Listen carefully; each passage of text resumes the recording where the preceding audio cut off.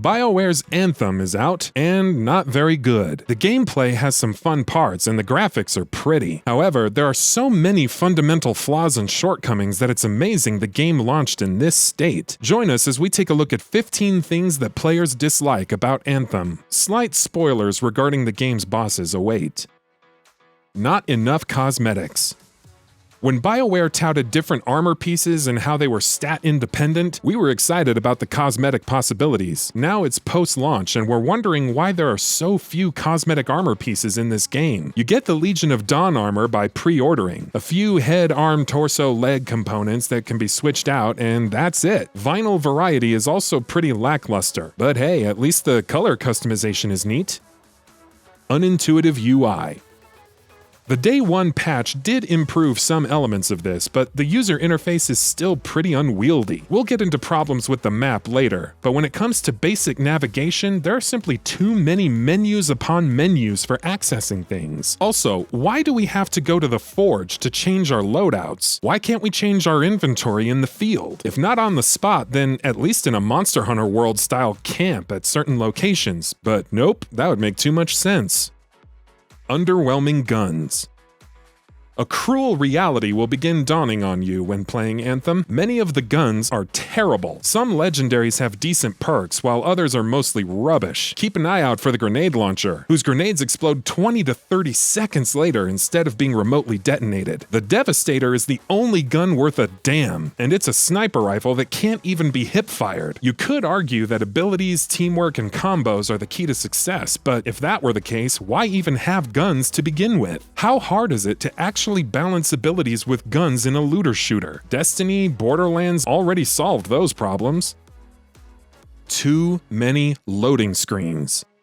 A loading screen to get into Fort Tarsis, a loading screen to change your Javelin's loadout, an animation and then another loading screen to get into the mission select menu, a loading screen to get into the open world, enter a cave, loading screen, exit the cave, loading screen, stray too far from your group during a mission or stronghold, teleportation which leads to a loading screen, game disconnects, Loading screen. rinse and repeat before uninstalling. Commons, rares, and epics in Grandmaster. Who thought it was a good idea to have any common, rare, and epic items in Grandmaster difficulty and higher? Why is the first difficulty tier for the hardest content in the game providing inferior loot, or even the chance of inferior loot? It makes no sense. And no, high luck doesn't fix the problem either. If you want to provide low rarity embers for crafting, then provide that along with the higher tier loot. Drop rates and loot quality. BioWare recently fixed a bug that was causing increased drop rates for loot. This highlighted just how much better the drop rates needed to be in terms of loot quality. If you're not going to shower players with lots of items to combat the lackluster quality, then at least improve the chances of good rolls dropping. Eliminate useless perks like pickup radius or thruster life. Just roll them into the core gameplay. And someone fixed that crafting already. It's supposed to be a nice alternative to terrible RNG and less drops, but simply requires too many resources per item to be viable. Most loot doesn't look or feel exciting. Let's be real. On top of being ineffective, many of the guns just don't look or feel exciting. As you get into higher rarity tiers, you'll spot few cosmetic differences between a common and masterwork item. They may have better stats and some more colors, especially as you get to the legendaries, but there's nothing that screams exciting like Destiny's Gjallarhorn or Insane. like Warframe's Lens. BARREN Endgame. Legendary contracts involve heading out into the open world to complete menial tasks similar to everything else you've done already. Strongholds are longish and somewhat interesting, but there are only 3, and they suffer from the same boring objectives. One of them is actually the final story mission with almost no changes. That's pretty much it for the endgame unless you consider world events as such. A cataclysm and new stronghold is coming, but you'd think there'd be much more content than this at launch. Time gating.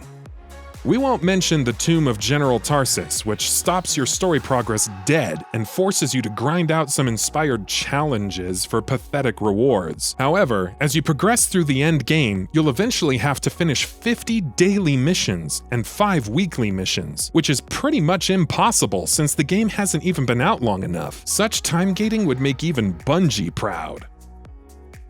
bugs, bugs, bugs.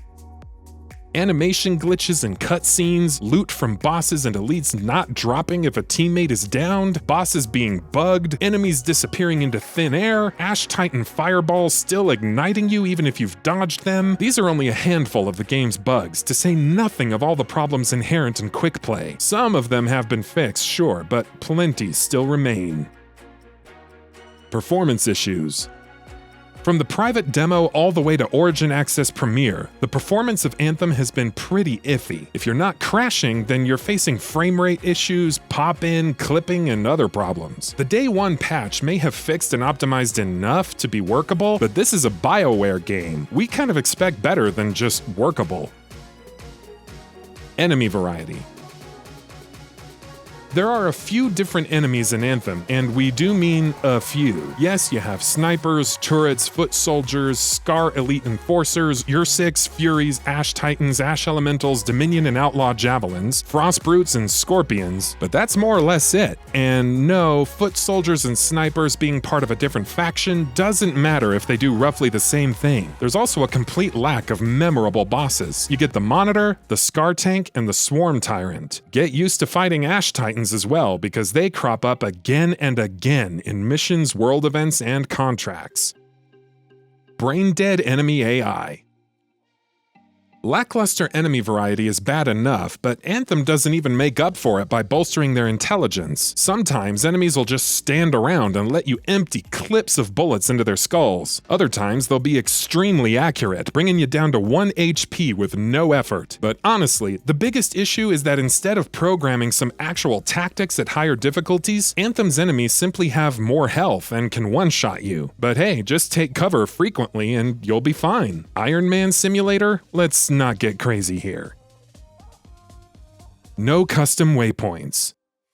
Anthem's world is beautiful, if highly unoriginal, but navigating it is an ordeal thanks to the baffling map functions. Go ahead and open your map. Where are the world events taking place? How do you know which ones are taking place? Why can't you set custom waypoints to areas on the map and then navigate there? Why aren't there any waypoints for environmental items, chests, or runes so that you can point them out to teammates?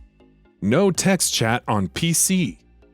Something that was requested from the initial private demo to the full release, text chat is conspicuously absent on PC. While you could make the argument that just turning on your mic is easy enough, it completely ignores those who are physically incapable of speaking. Also, how do you plan on communicating with someone who doesn't have their mic on? Text chat has been a thing in multiplayer titles since forever. There's simply no excuse for excluding it.